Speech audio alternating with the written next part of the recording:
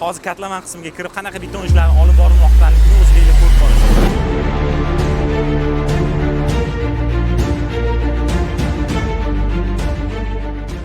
Assalomu alaykum, hurmatli kanalimiz obunachilari. Bugun navbatdagi obyektimizga yetib keldik.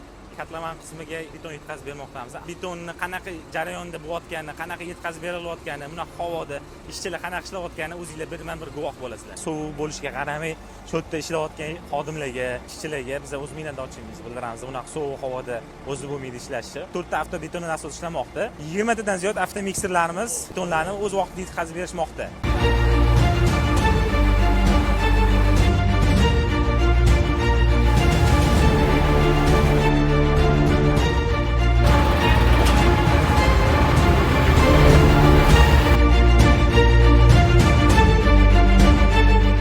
Obyekt egalari o'zlaridan xolisona fikrligini bilib o'tamiz.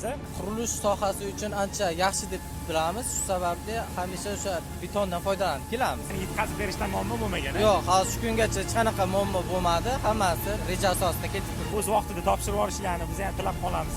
Birga ishlaganimizda xursandmiz, aka. Shunga shunaqa sifatli beton kerak bo'lsa, albatta bizlarga Dural betonga murojaat qilinglar. Xayr, salomat bo'linglar.